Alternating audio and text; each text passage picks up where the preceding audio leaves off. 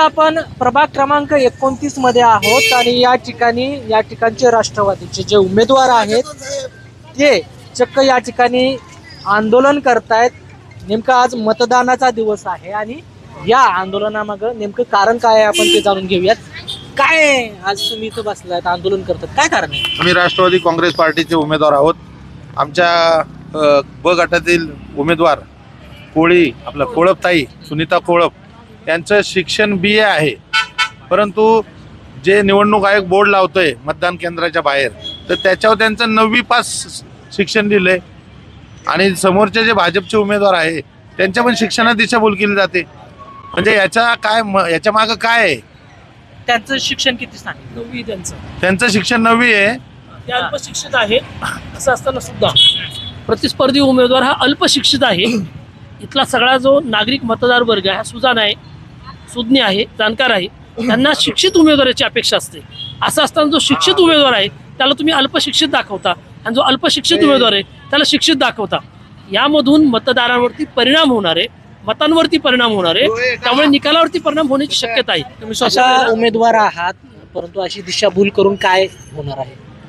साहजिकच आहे ना, मतदानावरती परिणाम होणारच याचा आणि 100% होणार मतदानावरती परिणाम। जर तुम्ही शिक्षण जर एखाद्याचं शिक्षण कमी असेल आणि तिथे जास्त लावलं असेल आणि ज्याचं शिक्षण जास्त आहे BA आहे माझं शिक्षण, तर तिथं तुम्ही 9वी लावलं असेल तर त्याचा परिणाम साहजिक होणारच ना त्याच्यावरती। मतदान ज्यावेळेस मतदान चालू झाले निवडणुकीचं त्यात आम्ही शिक्षण टाकतोय पॅम्पलेटमध्ये आणि इथं शिक्षण चुकीचं दिसलं मतदानानं गोळ होईल ना।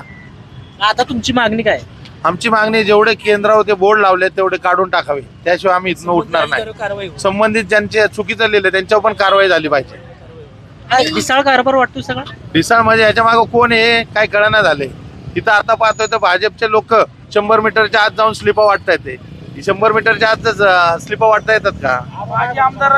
माझे आमदारांचे फोटो बिल्ला लावून लोक फिरतात, काय संबंध आहे? म्हणजे तुम्ही दबाव तंत्राचा वापर चाललाय या ठिकाणी सगळं। अजून एक गोष्ट सर, प्रत्येक ठिकाणी आम्ही बूथवरती गेल्यानंतर याच्यावरती स्कूलमध्ये गेल्यानंतर प्रत्येक ठिकाणी बोर्ड असेच लावलेले आहेत। जे आता शिक्षणाचा जो बोर्ड आहे तो पूर्ण जिथे जिथे आम्ही गेलो होतो 60 मतदान केंद्र आहेत। 60 मतदान केंद्रावर ज्यावेळेस मतदार जातो त्यावेळेस तर उमेदवाराची माहिती वाचतोय आम्ही। तर सांगितलं म्हणजे ओरिजिनल आम्ही माहिती दिली त्यात असतं BA, पण आता इथं जर टाकलं 9वी तर मतदार काय विचार करत? मग याच्या मागे आमचं म्हणजे उमेदवाराचं आणि होणाऱ्या नुकसान होतंय ना। म्हणजे मग आम्हाला तर वाटतंय भाजपने निवडणूक आयोगाचं काय संगणमत आहे काय?